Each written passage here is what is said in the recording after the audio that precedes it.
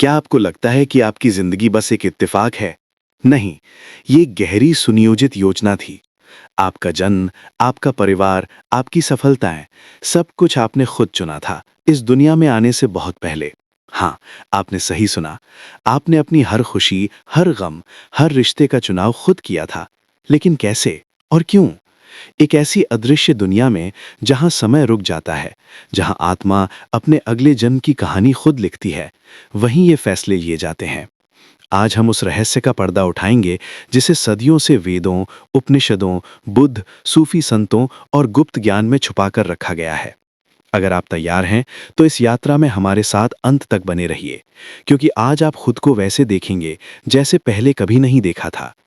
इस वीडियो में हम जानेंगे क्यों आपकी आत्मा ने इस जीवन को चुना, कैसे जन्म से पहले आपकी किस्मत तय हुई, क्या है आत्मा का असली उद्देश्य और कैसे आप इस खोए हुए ज्ञान को समझकर अपने जीवन की दिशा बदल सकते हैं। ये सिर्फ एक कहानी नहीं है, ये आपके अस्तित्व का सबसे बड़ा रहस्य है, जिसे जानना आपकी आत्मा का हक है। भाग 2। प्राचीन सत्य, आत्मा के जन्म से पहले के चुनाव का रहस्य। आज का नहीं बल्कि हजारों साल पुराना है। ऋग्वेद, उपनिषद, बौद्ध ग्रंथ, गरुड़ पुराण और तंत्र शास्त्रों में ये बातें विस्तार से समझाई गई हैं। सिर्फ भारत ही नहीं, हर्मेटिक फिलॉसफी, सूफी संतों की गढ़ ज्ञान परंपरा, यहाँ तक कि प्राचीन ईसाई रहस्यवाद में भी इस रहस्य का उल्लेख मिलता है। बौद्ध धर्म के तिब्बती सिद्धांतों में सिद्धपादों की बात होती है, जहां आत्मा जन्म से पहले अपने अगले जीवन का चयन करती है। योगियों के साधना पथों में भी यही सिखाया गया है कि आत्मा का अगला जीवन उसकी चेतना और कर्मों पर आधारित होता है। सभी परंपराएं एक ही बात कहती हैं कि हम इस जीवन में अनजाने में नहीं आए हैं, हमने इसे चुना है, जानबूझकर, सोच समझकर। भाग 3। जीवन एक चेतन विकल्प है। आपका ये जीवन कोई संयोग नहीं है, ये वो यात्रा है जिसे आपकी आत्मा ने खुद चुना था। हर चुनौती, हर जीत, हर रिश्ता जिसे आपने प्यार किया या खो दिया, सब कुछ, आपका परिवार, आपकी आत्मा का साथी, यहाँ तक कि आपके संघर्ष भी आपकी आत्मा की एक सोच समझकर ली गई योजना का हिस्सा है। जन्म से पहले एक ऐसे आयाम में जहां समय और स्थान का अस्तित्व नहीं होता, आपकी आत्मा ने ये सब तय किया था। आपका जीवन कोई दुर्घटना नहीं है, ये एक पवित्र योजना का हिस्सा है।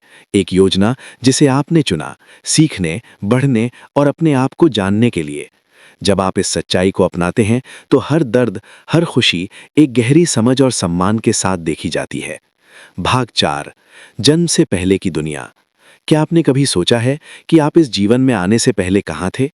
आपका अस्तित्व इस पृथ्वी पर आने से पहले भी था। आप एक ऐसी दुनिया में थे जो समय और स्थान से परे है। ये वो अवस्था है जिसे कई नामों से जाना जाता है: एस्ट्रल रेल्म, कारण लोक, त्रिबद्ध स्टेट या तिब्बती बौद्ध धर्म में सिद्धपादो। ये एक ऐसा क्षेत्र है जहां कोई शरीर नहीं होता, कोई सीमा नहीं होती, सिर्फ ऊर्जा होती है, चेतना होती है। यहाँ आत्मा ना भय जानती है, ना शक, ना अहंकार, सिर्फ असीम शांति और असीम प्रेम। आप अपने मूल स्रोत के साथ, जिसे कोई ईश्वर कहता है, कोई ब्रह्म या यूनिवर्सल माइंड, पूर्ण एकता में थे। कोई द्वंद्व नहीं था, न कोई भेदभाव नहीं था। आप और ब्रह्मांड एक ही थे। आप बस थे, पूर्ण चेतना में डूबे हुए। उस अवस्था में न कोई भूख थी, न दर्द, न कोई चाहत, केवल अस्तित्व का आनंद। वो अवस्था थी जहां सब कुछ स्पष्ट था, जहां आप जानते थे कि आप अनंत हैं, अजर हैं, अमर हैं। आपको याद था कि आपने कितनी यात्राएं की हैं, कितनी बार जन्म लिया है, कितनी बार मृत्यु को पार किया है, और हर बार कैसे आपने नए अनुभव जोड़े हैं अपनी चेतना में। परंतु फिर भी इस पूर्णता के बीच एक हल्की सी चाहत उठती है, एक पुकार की कुछ नया सीखा जाए, कुछ नया अनुभव किया जाए, क्योंकि अनुभव के बिना चेतना स्थिर हो जाती है, और चेतना का स्वभाव है विकसित होना, बढ़ना। यही कारण है कि आत्मा फिर से एक नए जीवन की योजना बनाती है। नई चुनौतियां, नई यात्राएं, नए रिश्ते। लेकिन इससे पहले वो अपने पिछले जीवनों का लेखा जोखा देखती है, सीखती है कि कहाँ वो सफल रही, कहाँ अभी और विकास की जरूरत है। और तब उस अदृश्य ब्रह्मांडीय सभा में नई यात्रा का नक्शा तैयार होता है। भाग 5। आत्मा जन्म क्यों लेती है? जब आत्मा उस अद्भुत असीम शांति के राज्य में होती है, जहाँ कोई पीड़ा नहीं, कोई कमी नहीं, तब भी एक गहरी पुकार उठती है उसके भीतर से। ये पुकार है विकास की, अनुभव की, प्रेम की गहराइयों को महसूस करने की। क्योंकि सिर्फ शांति में रहना काफी नहीं होता। आत्मा जानती है कि अनुभव से ही चेतना बढ़ती है। केवल चुनौती से ही आत्मा में गहराई आती है। जैसे बीज को अंधेरे मिट्टी में दबकर ही अंकुरित होना पड़ता है, जैसे सोने को अग्नि में तपकर ही शुद्धता मिलती है, वैसे ही आत्मा को भी कठिनाइयों के बीच से गुजरना पड़ता है अपने असली तेज को पाने के लिए। और इसीलिए आत्मा स्वेच्छा से एक नया जीवन चुनती है, एक ऐसा जीवन जिसमें प्रेम है लेकिन साथ में खोने का भय भी, एक ऐसा जीवन जिसमें सफलता का स्वाद है लेकिन साथ ही असफलता की पीड़ा भी, एक ऐसा जीवन जिसमें रिश्तों की मिठास है लेकिन साथ ही बिछड़ने का दुख भी। आत्मा जानती है हर चुनौती, हर दर्द, हर खुशी, हर आंसू एक मोती बन जाएगा उसके विकास के हार में। इसीलिए आत्मा जमीन पर उतरने का निर्णय लेती है। उसने जानबूझकर वो परिस्थितियां चुनी है जिनसे गुजरकर वो निखरेगी। इसलिए आपका जीवन कोई दुर्घटना नहीं है। आपके माता पिता, आपका जन्म स्थान, आपकी प्रतिभाएं, आपके संघर्ष सब आपकी आत्मा की गहरी योजना का हिस्सा है। आपने खुद ये जीवन चुना है, हर वो पल जिसे आपने जिया है या जी रहे हैं। ये समझने पर जीवन का हर अनुभव, चाहे वो जितना भी कठिन क्यों ना हो, एक गहरा अर्थ और उद्देश्य ले आता है। आप सिर्फ एक शरीर नहीं है, आप एक यात्री हैं, एक अनंत यात्रा पर। और इस जीवन की राह आपने खुद चुनी है, अपने प्रेम और अपने विकास के लिए। भाग 6, जन्म से पहले की योजना। अब सोचिए, जब आत्मा निर्णय कर लेती है कि वो धरती पर जन्म लेगी, तो क्या ये सब अचानक हो जाता है? क्या वो बस किसी भी जीवन में उतर जाती है? नहीं, ये गहरी सूक्ष्म योजना होती है। जन्म लेने से पहले आत्मा एक विशेष क्षेत्र में जाती है, जिसे कई परंपराएं बीच का लोक या अंतर्जीवन क्षेत्र कहती हैं। ये वो स्थान है जहां आत्मा अपने पिछले जीवनों की समीक्षा करती है। वहां आत्मा देखती है कहां उसने प्रेम किया, कहां वो भय से संचालित हुई, कहां उसने अपनी चेतना को फैलाया और कहां वो अज्ञान में फंसी रही। ये समीक्षा कोई सजा नहीं है, ये सिर्फ एक दर्पण की तरह है जो आत्मा को उसकी खुद की सच्चाई दिखाता है। हर कार्य, हर भावना, हर विचार उसके प्रभाव के साथ आत्मा के सामने खुलता है। वो अनुभव करती है कैसे उसके शब्दों ने किसी को आहत किया या उसके प्रेम ने किसी को बचा लिया। और फिर आत्मा तय करती है कि अब उसे आगे क्या सीखना है, कौन से पाठ अधूरे हैं, कौन से गुणों को और गहरा करना है। इस योजना में आत्मा अकेली नहीं होती, उसके साथ होते हैं उसके आध्यात्मिक मार्गदर्शक, जिन्हें आप स्पिरिट गाइड्स भी कह सकते हैं। ये गाइड्स उसकी मदद करते हैं, उसे विकल्प दिखाते हैं। आत्मा को संभावित जीवन दिखाए जाते हैं, जैसे कि एक विशाल स्क्रीन पर। हर जीवन के साथ अलग अलग चुनौतियां, अलग अलग अवसर, अलग अलग रिश्ते। आत्मा महसूस करती है कि इस जीवन से उसे सबसे ज्यादा विकास मिलेगा। फिर वो चुनती है अपने माता पिता, परिवार की स्थिति, देश, संस्कृति, समय, यहाँ तक कि विशेष प्रतिभाएं और चुनौतियां भी। हाँ, आपने अपनी शक्तियां भी चुनी और अपनी कमजोरियां भी। आपने तय किया कि किस बीमारी से जूझना होगा, किस दुख से गुजरना पड़ेगा, किस प्रेम को अनुभव करना होगा, क्योंकि हर अनुभव आपकी आत्मा को मांझने वाला था। लेकिन याद रखिए, ये योजना लोहे की दीवार नहीं थी, ये एक ब्लूप्रिंट था जिसमें विकल्प थे, संभावनाएं थीं। आपके पास हमेशा स्वतंत्र इच्छा थी। आपकी आत्मा ने वो सबसे सुंदर खेल चुना था जहां हर चाल, हर चुनौती उसके विकास का एक उपहार बनने वाली थी। अब सोचिए, जब भी आपको लगे कि जीवन अन्यायपूर्ण है, कि कोई दुख व्यर्थ है, तो याद रखिए ये सब एक बड़ी गहरी योजना का हिस्सा था जिसे आपने खुद अपनी आत्मा से चुना था। भाग 7, कर्म का महत्व। अब बात करते हैं एक गहरे नियम की जो हर आत्मा की यात्रा को दिशा देता है। ये नियम है कर्म का नियम। कर्म का अर्थ क्या है? बहुत सरल भाषा में कहें तो हर कार्य, हर भावना, हर सोच एक ऊर्जा बनाती है। ये ऊर्जा कभी नष्ट नहीं होती, ये लौट कर आती है, कभी इस जीवन में, कभी अगले में। जैसे बीज बोने से वैसा ही फल आता है, वैसे ही हर कर्म अपना परिणाम साथ लेकर आता है। अगर आपने प्रेम का बीज बोया तो प्रेम की फसल पाई, अगर आपने घृणा का बीज बोया तो पीड़ा की फसल मिली। लेकिन ध्यान दीजिए, कर्म कोई सजा नहीं है, ये सिर्फ सिखाने का तरीका है। कर्म एक शिक्षक है जो आत्मा को उसके हर क्रिया के असर का अनुभव कराता है, ताकि वो समझ सके कैसा बनना है और क्या छोड़ना है। आपका वर्तमान जीवन आपकी पिछली यात्राओं का प्रतिबिंब है। कुछ घटनाएं जो आपको समझ नहीं आती, वे पुराने कर्मों के फल हो सकते हैं। कभी आपने किसी का सहारा बना था, आज कोई आपके लिए बनता है। कभी किसी के दिल को तोड़ा था, आज आप खुद टूटने का दर्द महसूस करते हैं। ध्यान दीजिए, इसका मतलब ये नहीं कि आप पीड़ित हैं, बल्कि आप एक सच्चे योद्धा हैं जो सीख रहा है, बढ़ रहा है। कर्म 2 स्तर पर काम करता है। पहला है संचित कर्म, यानी सारे पुराने कर्मों का भंडार, और दूसरा है प्रारब्ध कर्म, यानी इस जीवन में जो कर्म आपको भुगतने या सीखने के लिए मिले हैं। जो आप आज अनुभव कर रहे हैं वो प्रारब्ध कर्म का परिणाम है, लेकिन जो आज आप सोचते हैं, करते हैं, वो आपका भविष्य बना रहा है। मतलब साफ है, भविष्य आपके हाथ में है। हर छोटा कदम, हर छोटी दया, हर छोटी क्षमा आपके अगले पथ को उज्जवल बना सकता है। तो जब भी कोई कठिन समय आए, अपने आप से पूछिए, मैं इस अनुभव से क्या सीख सकता हूँ? क्योंकि सच्चा ज्ञान कष्टों को भी वरदान में बदल सकता है। कर्म एक जंजीर नहीं है, ये एक सीढ़ी है जिस पर चढ़कर आत्मा खुद को पूर्णता तक ले जाती है।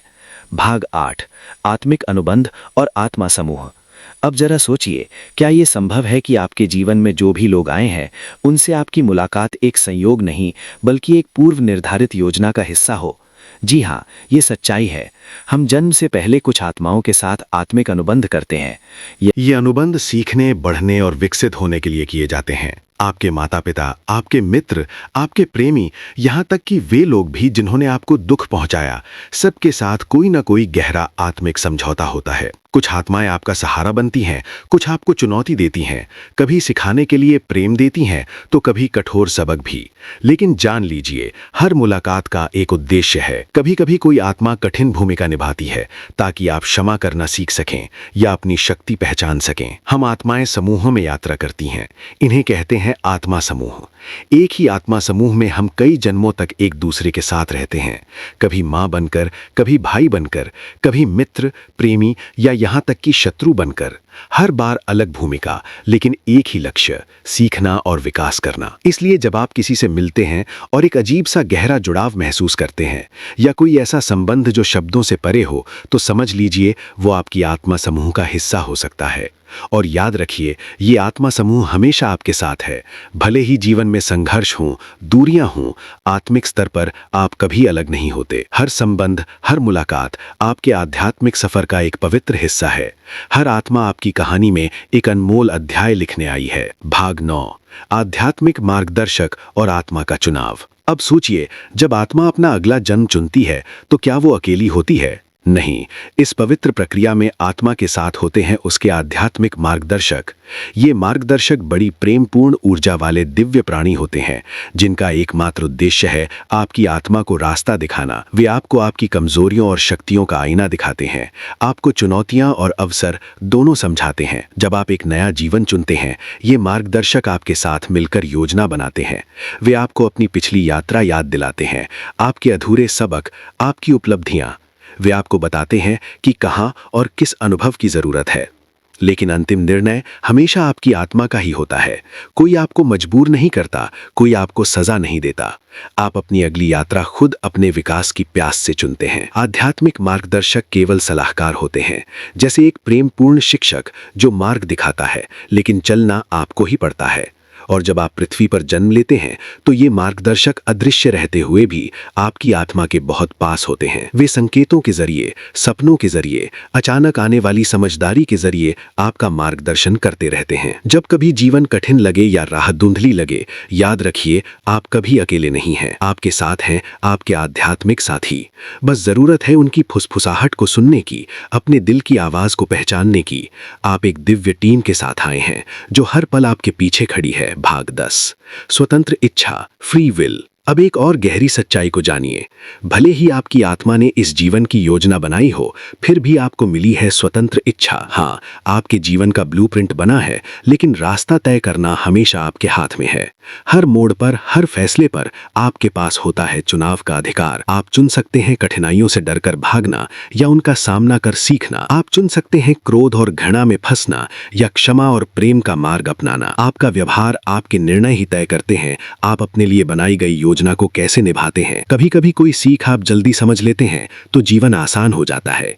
कभी कभी अहंकार या डर के कारण सीख को टालते हैं तो जीवन और चुनौतीपूर्ण बन जाता है। यही कारण है कि कोई भी भविष्यवाणी, कोई भी जन्मपत्री आपके पूरे जीवन को पूरी तरह नहीं बता सकती, क्योंकि हर पल आप अपनी नई संभावनाएं गढ़ रहे हैं। यही है आत्मा का असली खेल, योजना बनाना और फिर स्वतंत्र इच्छा से उसे जीवंत करना। आपका भविष्य पत्थर पर लिखी कहानी नहीं है, ये एक प्रवाह है जिसे आप अपने विचारों, भावनाओं और कर्मों से आकार देते हैं। हर बार जब आप प्रेम चुनते हैं, हर बार जब आप माफी चुनते हैं, हर बार जब आप साहस चुनते हैं, आप अपने जीवन को नई ऊंचाइयों पर ले जाते हैं। तो अगली बार जब जिंदगी आपको किसी मोड़ पर खड़ा करे, याद रखिए, चुनाव आपका है। आप निर्माता हैं अपने भाग्य के, अपनी कहानी के, और यही आपकी सबसे बड़ी शक्ति है। स्वतंत्र इच्छा, भाग्य, भूलने का पर्दा, वेल ऑफ फॉरगेटिंग। तो अगर आत्मा ने सब कुछ पहले से तय कर लिया, तो हमें ये सब याद क्यों नहीं रहता? क्योंकि जन्म लेते समय हम सब के ऊपर डाला जाता है भूलने का पर्दा। ये पर्दा हमें भुला देता है हमारी पिछली जिंदगियां, हमारी बनाई गई योजना, हमारा असली दिव्य स्वरूप। ये भूलना कोई सजा नहीं है, ये एक वरदान है। अगर आप सब कुछ याद रखते तो क्या आप सच में सीख पाते? अगर आपको पहले से हर दर्द, हर चुनौती का ज्ञान होता तो क्या आप दिल से अनुभव कर पाते? भूलने का ये पर्दा हमें अवसर देता है हर अनुभव को नए सिरे से महसूस करने का, खुशी को महसूस करने का, दर्द को अपनाने का, प्यार को जानने का और खुद को फिर से खोजने का। यही है जिंदगी की सुंदरता कि हम खोते हैं, भटकते हैं, गिरते हैं और फिर उठते हैं। इस भूलने के पर्दे के बावजूद आत्मा के संकेत हमेशा हमारे साथ होते हैं। कभी किसी सपने में, कभी किसी अचानक आई भावना में, कभी किसी अजनबी की बात में हमें अपनी आत्मा की झलक मिलती है। ये इंट्यूशन, ये छोटे छोटे डेजा के पल, ये भीतर से उठती आवाज, यही तो आत्मा की याद दिलाते हैं। हमारे जीवन की असली यात्रा यही है, भूलने के बाद फिर से याद करना कि हम कौन हैं, क्यों आए हैं, क्या बनना है। यही है असली जागृति, यही है असली मुक्ति की ओर पहला कदम। भाग 12, भौतिक दुनिया एक शिक्षण स्थल। अब सवाल उठता है कि आखिर आत्मा को सीखने के लिए कहां भेजा जाता है? उत्तर है भौतिक दुनिया, यानी ये संसार जिसमें आप और हम जी रहे हैं। ये संसार कोई साधारण जगह नहीं है, ये एक विशाल पाठशाला है जहां आत्मा को असली इम्तिहान दिए जाते हैं। यहाँ सब कुछ है, सुख दुख, प्रेम विरह, सफलता असफलता, हर भावना, हर संघर्ष एक सबक लेकर आता है। अगर आत्मा केवल प्रकाश और आनंद में रहती तो वो धैर्य कैसे सीखती, माफी कैसे जानती, संघर्षों में अपने भीतर के दिव्यता को कैसे पहचानती? यही वजह है कि इस संसार में सीमाएं रखी गई हैं, समय, दूरी, मृत्यु और भावनाओं का उतार चढ़ाव। ये सीमाएं हमें चुनौती देती हैं, हमें मजबूर करती हैं खुद को तलाशने के लिए। इसी घने अंधेरे में हम अपने भीतर के प्रकाश को ढूंढते हैं। शरीर की नश्वरता, समय की पकड़, संबंधों की नाजुकता, ये सब हमें सिखाते हैं कि कुछ भी स्थायी नहीं है। और इसी अस्थायिता में हम असली प्रेम, सच्ची करुणा और वास्तविक आत्मज्ञान पाते हैं। यही वजह है कि जीवन कभी भी परफेक्ट नहीं लगता, क्योंकि इसे परफेक्ट बनाया ही नहीं गया था। इसे बनाया गया था आपको तोड़ने के लिए नहीं, बल्कि आपको गढ़ने के लिए। प्रत्येक कठिनाई एक दरवाजा है, हर आंसू एक शिक्षा है, हर बिछुड़ाव एक नया मोड़ है। और जब आप इस नजरिए से देखना शुरू करते हैं तो हर पल, हर अनुभव एक वरदान बन जाता है। भौतिक संसार आत्मा के विकास का सबसे सुंदर, सबसे चुनौतीपूर्ण और सबसे जरूरी मंच है। भाग 13, मृत्यु के बाद। तो जब शरीर समाप्त हो जाता है, क्या कहानी वहीं खत्म हो जाती है? नहीं, ये तो एक नए अध्याय की शुरुआत होती है। मृत्यु के बाद आत्मा एक विशेष अवस्था में प्रवेश करती है, जिसे कहते हैं इंटर लाइफ या मृत्यु के बीच की दुनिया। ये एक ऐसा स्थान है जहां न शरीर है, न समय, सिर्फ चेतना है। यहाँ आत्मा रुकती है, आराम करती है, सोचती है और अपने पिछले जीवन का गहराई से निरीक्षण करती है। इसे लाइफ रिव्यू कहा जाता है। इसमें आत्मा अपने पूरे जीवन को देखती है, लेकिन सिर्फ यादों की तरह नहीं, बल्कि आत्मा खुद महसूस करती है अपने हर कार्य का प्रभाव। किसी को दी गई खुशी या पहुंचाया गया दुख, सब कुछ खुद अनुभव करती है। ये कोई दंड नहीं है, ना ही कोई बाहरी न्याय, ये है आत्मा की अपनी अंतरात्मा का दर्पण। इस समीक्षा के दौरान आत्मा सीखती है कहां उसने प्रेम चुना, कहां उसने भय को अपना लिया। इंटर लाइफ में आत्मा को यह भी मौका मिलता है अपने कर्मों को समझने का, अपने अगले कदमों की योजना बनाने का। ये एक सुंदर करुणामय प्रक्रिया है जहां आत्मा को ना तो आरोपित किया जाता है, न सजा दी जाती है, बस सीखने का अवसर दिया जाता है। ये समय अलग अलग आत्माओं के लिए अलग होता है। कुछ जल्दी आगे बढ़ती हैं, कुछ लंबा विश्राम लेती हैं। इंटर लाइफ में आत्मा अपने सोल ग्रुप से मिलती है, उन आत्माओं से जो हमेशा उसके साथ रही हैं। ये एक पुनर्मिलन जैसा होता है जहां प्रेम, समझ और अपनापन भरा होता है। फिर जब आत्मा तैयार हो जाती है तो वो एक नया जीवन चुनने की प्रक्रिया शुरू करती है। लेकिन क्यों? क्योंकि आत्मा जानती है सीखने का सिलसिला अभी खत्म नहीं हुआ, यात्रा अभी बाकी है। भाग 14, यात्रा का अंतिम लक्ष्य मुक्ति। आत्मा बार बार जन्म लेती है, सीखती है, बढ़ती है, अनुभव करती है, लेकिन क्या ये यात्रा कभी पूरी होती है? हाँ, इस यात्रा का एक अंतिम लक्ष्य है मुक्ति, या जिसे हम कहते हैं मोक्ष। मुक्ति का अर्थ है जन्म और मृत्यु के चक्र से पूरी तरह से मुक्त होना। जब आत्मा हर सबक सीख लेती है, अपने कर्मों को संतुलित कर लेती है और अपने भीतर के परम सत्य को पहचान लेती है, तो उसे फिर से जन्म लेने की आवश्यकता नहीं रहती। ये वो अवस्था है जहां आत्मा पूर्ण चेतना में विलीन हो जाती है, जहां न कोई भय है, न कोई लालच, न कोई अलगाव, न कोई संघर्ष। ये एक ऐसी शांति है जो शब्दों से परे है। मुक्ति को अलग अलग परंपराओं में अलग अलग नामों से जाना जाता है। हिंदू धर्म में मोक्ष, बौद्ध धर्म में निर्वाण और अन्य परंपराओं में आत्म साक्षात्कार, जागृति या मुक्ति। मुक्ति कोई भागने की प्रक्रिया नहीं है, ये जीवन को पूरी तरह स्वीकार कर हर बंधन से ऊपर उठने की कला है। मुक्त आत्मा जानती है कि वो स्वयं ब्रह्म है, वो प्रेम है, वो प्रकाश है। मुक्त आत्मा चाहे तो उच्च लोकों में विश्राम कर सकती है या फिर सेवा के लिए वापस आ सकती है, मनुष्यों को जागरूक करने, प्रेम का संदेश फैलाने। ऐसे ही प्रबुद्ध आत्माओं को हम जानते हैं गुरु, अवतार, बोधिसत्व या संतों के रूप में। वे अपना व्यक्तिगत सुख त्याग कर हम सब की मदद के लिए लौटते हैं।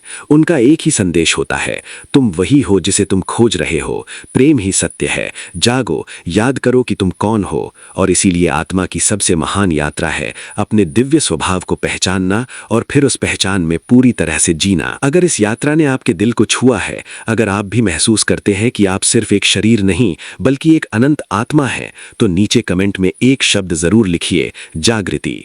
हाँ, सिर्फ जागृति लिखिए, क्योंकि जब आप ये शब्द लिखते हैं तो आप अपने भीतर की शक्ति को पहचानते हैं और एक नई शुरुआत करते हैं।